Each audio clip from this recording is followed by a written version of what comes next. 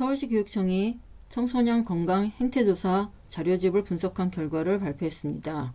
2024년 서울 초중고 자살 학생이 2022년과 비교하여 182% 증가하고 자살 시도나 자해 학생은 1066%나 폭등한 것으로 확인되었습니다. 한국 자살률은 OECD 국가 중에서도 유독 높아서 문제가 심각한데 이번 서울시의 결과는 그 심각성을 가중하고 있습니다.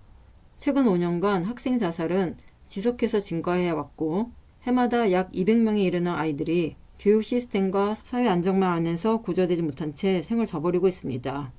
10대 자살률은 2019년에 인구 10만 명당 5.9명이었지만 2023년에는 7.9명으로 4년간 34%나 늘어났습니다. 청소년이 자살하는 이유는 여러 가지가 있지만 가장 큰 이유는 성적입니다. 즉, 성적 때문에 받는 스트레스가 자살의 가장 큰 이유입니다. 공부는 하는데 하는 만큼 성적은 오르지 않고 좋은 대학에 가야 한다는 주위 압력은 크니까 스트레스를 견디지 못하고 아이들이 자살하는 거죠. 다음으로 자살하는 이유로 가정 내의 갈등이 있습니다. 부모의 갈등이나 부모 간의 갈등, 집안의 경제적 어려움 등의 이유로 가정 내에서 갈등이 커지면서 자살로 이르게 되는 겁니다. 특히 아이들은 집안에서 어떤 문제가 발생하면 그 문제가 자신 때문에 발생한 것이 아니어도 자신의 탓으로 돌리는 경향이 있습니다. 가령 부모가 이혼하는 과정에는 대부분 가정에서 엄마와 아빠 사이에 잦은 다툼이 발생하게 되는데요. 그럴 때마다 아이는 다툼의 원인이 자신이라고 생각하고 나만 없어지면 이 모든 문제가 사라질 것을 생각하면서 자살을 시도하는 겁니다. 가정 내 갈등은 부모 사이 다툼으로 그치지 않고 아이들에게 직접 폭력을 행사하는 것으로도 나타납니다. 부모가 감정을 조절하지 못하면서 아이들을 구타하거나 소리치는 것으로 나타나는 겁니다. 또 청소년 자살의 이유로 친구와의 갈등이 있습니다. 왕따나 학교폭력을 지속해서 당하면 아이들이 견디지 못하고 자살하는 거죠. 외모 문제도 자살의 원인이 될 수 있는데요. 평균보다 뚱뚱하거나 키가 작아서 자주 놀림을 당하면 아이들의 자존감이 심하게 무너지고 또래 관계가 원만하게 이루어지지 않으면서 우울증으로 발전하여 자살로 이어지는 겁니다. 청소년은 발달 단계상 사춘기여서 심리적으로 불안정하고 예민합니다. 자신이 인정받지 못하고 무가치하다고 느끼는 순간 살아야 할 이유를 찾지 못하고 쉽게 자살을 생각하게 됩니다. 특히 코로나19 이후에 SNS에 매몰되는 여학생의 수가 급증하면서 문제가 더 심각해지고 있습니다. 학교에 가지 않으면서 또래 관계가 단절되고 사회적으로 고립되면서 SNS에 매몰되는 경우가 많아진 건데요. SNS에 매몰되면 다른 사람과의 비교가 더 많아지고 자신의 처지를 더 비관적으로 바라보면서 자살을 쉽게 생각하게 됩니다. 심지어 SNS에서 보이는 현상이 사실이 아닌 경우도 많은데 아이들이 진짜와 가짜를 구분하지 못하고 자신의 처지를 비관하면서 자살을 생각하는 겁니다. 이는 자살 행동으로 응급실을 방문하는 학생의 80%가 여학생이라는 사실에서도 잘 드러납니다. 남학생보다 여학생이 훨씬 더 민감하게 문제를 느끼고 극단적으로 문제를 해결하는 거죠. 이렇게 다양한 원인으로 자살이 급증하면서 정부는 자살률을 낮추는데 총력을 기울이겠다고 선언했습니다. 특히 10대 자살률이 7.9명으로 최고치를 기록하면서 학교 현장에서도 비상이 걸렸습니다.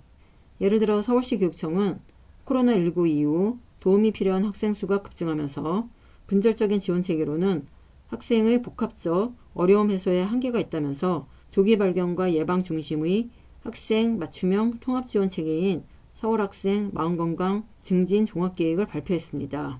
서울시 교육청은 기존의 개별 사업 중심의 단편적 지원 방식에서 벗어나 보편 예방, 선별 지원, 개별 집중 지원으로 이어지는 다층 지원 체계로 전환하고 학교와 교육청, 지역사회가 하나의 네트워크로 연결하여 예방, 발견, 개입, 회복의 통합체계를 한층 강화하겠다고 밝혔습니다. 이를 위해 서울시 교육청은 모든 학교에 상담교사를 배치하고 모든 학년에 사회정서 교육을 운영하고 서울 학생 통합 콜센터와 응급지원단을 운영하며 심리치유센터인 마음치유학교를 구축할 예정입니다. 모든 학교에 전문 상담교사를 배치하기 위해 기존 중고교회에 이어 초등학교에도 5년간 해마다 50명 이상씩 상담교사 정원을 늘려나갈 예정입니다. 그런데 상담교사 배치에서 문제가 제기됩니다. 왜냐하면 사범대를 졸업하고 임용고시에 합격하여 교원 자격증을 취득한 상담교사가 아니라 쉽게 자격증을 취득할 수 있는 상담사로 배치하려는 시도가 나타나기 때문입니다. 전문성을 갖춘 상담교사가 아니라 상담사를 배치하여 숫자만 채우려는 시도인 거죠. 상담사로 인원을 채워서 어쨌든 했다는 모양새를 갖추려는 것으로 보입니다. 그래서 상담교사들의 반발이 큰 상태입니다.